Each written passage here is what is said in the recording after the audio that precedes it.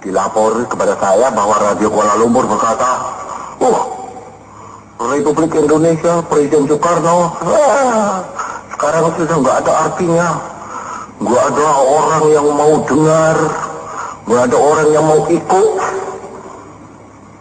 Apa benar demikian, saudara-saudara? Saya ini baru pulang dari luar negeri, dan saya bisa berkata kepada saudara-saudara, belum pernah nama Republik Indonesia begitu tingginya sebagai mercusuar daripada umat manusia di dunia ini, terutama sekali di dalam kalangan new emerging forces. Satu bukti bahwa dunia mendengarkan Republik Indonesia, bahwa dunia merasa menerima dari Republik Indonesia itu konsepsi-konsepsi. Kuala Lumpur berkata, enggak, Republik Indonesia sekarang sudah jatuh, dia punya nama, nggak ada orang lagi yang mendengarkan Republik Indonesia, nggak ada orang lagi yang mendengarkan Presiden Soekarno. Apa benar demikian, saudara-saudara? Malah saya pantang kepada Kuala Lumpur, pantang kepada Malaysia. Hei, engkau Malaysia, apa konsepsi yang engkau berikan kepada umat manusia? Apa konsepsi yang engkau berikan kepada rakyat di Kalimantan Utara, atau rakyat di Malaya, atau rakyat di Singapura? Apa konsepsi yang kau keluarkan? Republik Indonesia tegak mengeluarkan konsep Pancasila, Manipul Uzbek, Berdikari, Trisakti, Nasakom. Dan ini semuanya, saudara-saudara, saya lihat di Kairo, dikagumi oleh rakyat di sana. Berdikari. Tempoh hari saya katakan bahwa justru di Afrika, saudara-saudara, mereka berkata, perkataan Presiden Soekarno bahwa the crowning of independence is not membership of the United Nations, but the ability to stand on our own feet. Mereka orang Afrika dan orang Mesir berkata, it rang through Africa. Rang itu artinya menggelegar seperti beledek mengampar-ampar, saudara-saudara. Demikian pula tatkala saya berkata beberapa tahun yang lalu, go to hell with your age. Pada waktu itu juga orang Afrika berkata, it rang through Africa. Saya tanya sekarang kepada Malaysia, apa suaramu yang membuat rakyat-rakyat di lain negara merasa kering, merasa menggelegar? Tidak ada. Malaysia adalah satu negara, kalau boleh dinamakan negara, tanpa konsepsi. Satu negara tanpa ideologi. Satu negara yang total lumpuh. Bahkan tempoh hari sudah saya katakan, satu negara yang diadakan untuk overvote the Chinese element in Malaysia. To overvote, mengalah setemkan rakyat di sana yang asal dari Tionghoa. Dikalah suarakan dengan rakyat yang asal Melayu. Kita tidak, saudara-saudara. Kita adalah satu negara yang mempunyai ide, mempunyai ajaran. Doesn't andalan dulu. Mempunyai agama. Sebab kalau dikatakan agama tidak boleh, memang tidak boleh, haram itu. Indonesia mempunyai Pancasila, memberikan Pancasila kepada dunia. Indonesia mempunyai Manipul Uzbek, memberikan Manipul Uzbek kepada dunia.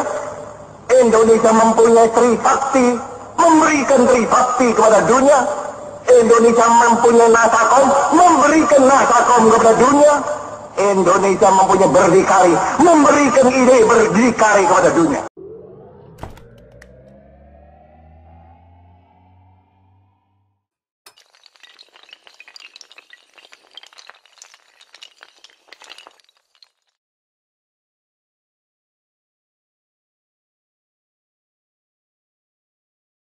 Selamat datang di channel kami. Kali ini kami akan membahas tentang tanggal proklamasi negara kita. Ya, 17 Agustus 1945.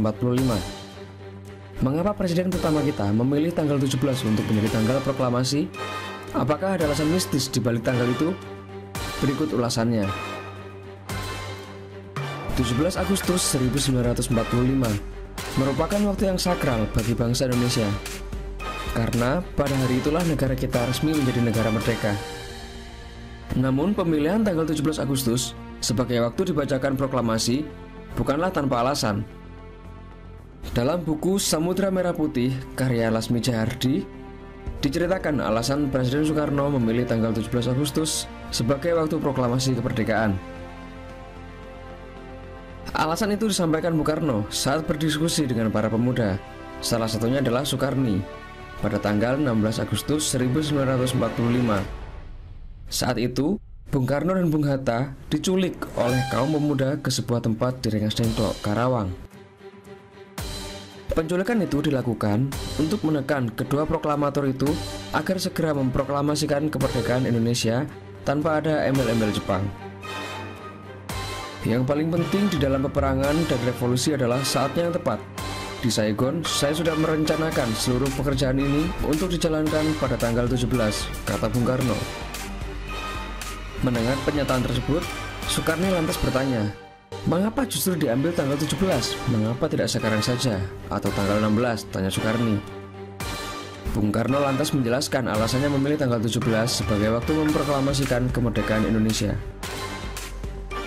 Saya adalah seseorang yang percaya pada mistik. Saya tidak dapat menerangkan dengan pertimbangan akal mengapa tanggal 17 lebih memberi harapan kepadaku.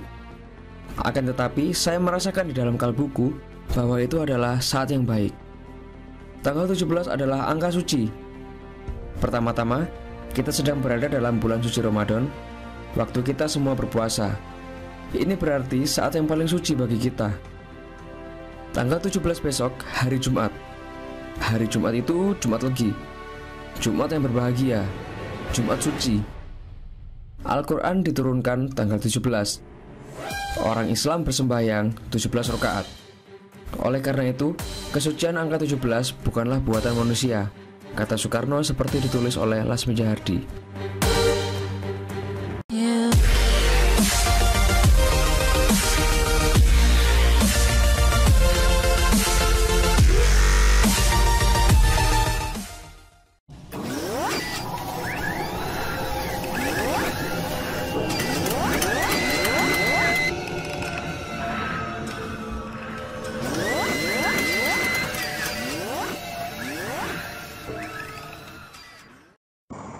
Dilapor kepada saya bahwa Radio Kuala Lumpur berkata, Republik Indonesia, Presiden Soekarno, sekarang sudah nggak ada artinya.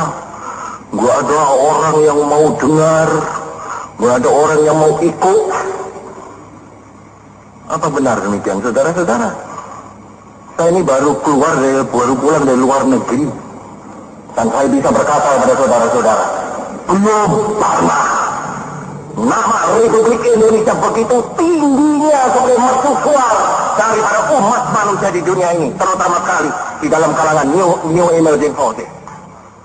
Satu bukti bahwa dunia mendengarkan Republik Indonesia, bahwa dunia merasa menerima dari Republik Indonesia itu konsepsi-konsepsi. Kuala Lumpur berkata, enggak, Republik Indonesia sekarang sudah jatuh, dia punya nama, nggak ada orang lagi yang mendengarkan Republik Indonesia, nggak ada orang lagi yang mendengarkan Presiden Soekarno. Apa benar demikian, saudara-saudara? Malah saya tantang kepada Kuala Lumpur, tantang kepada Malaysia. Hei, engkau Malaysia, apa konsepsi yang engkau berikan kepada umat manusia?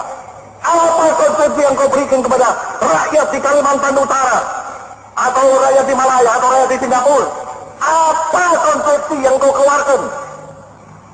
Republik Indonesia tegak mengeluarkan konsepsi Pancasila, Manipur Uzbek, Berdikari, Tribakti, Nasakom. Dan ini semuanya, saudara-saudara, saya lihat di Kairo, dikagumi oleh rakyat di sana. berdikari. Tempo hari saya katakan bahwa justru di Afrika, saudara-saudara, mereka perkataan Presiden Soekarno bahwa the crowning of independence is not membership of the United Nations, but the ability to stand on our own feet. Mereka orang Afrika dan orang Mesir berkata, it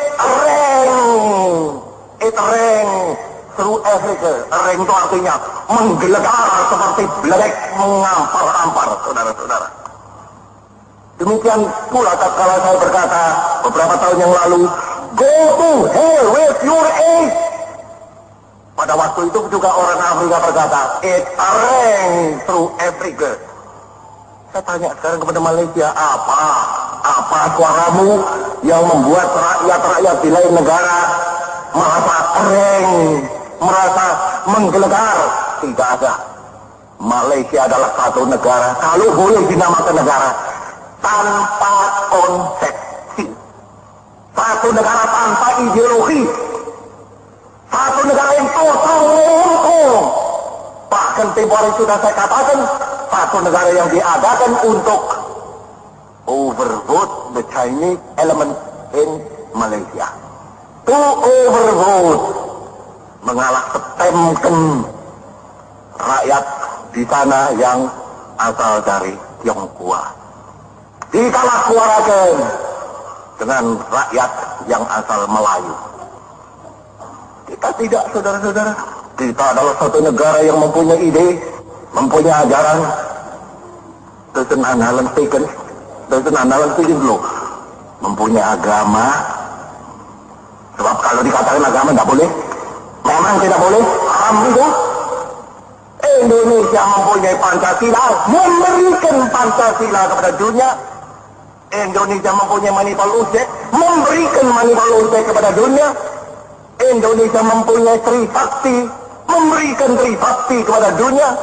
Indonesia mempunyai Nasakom, memberikan Nasakom kepada dunia. Indonesia mempunyai berdikari, memberikan ide berdikari kepada dunia.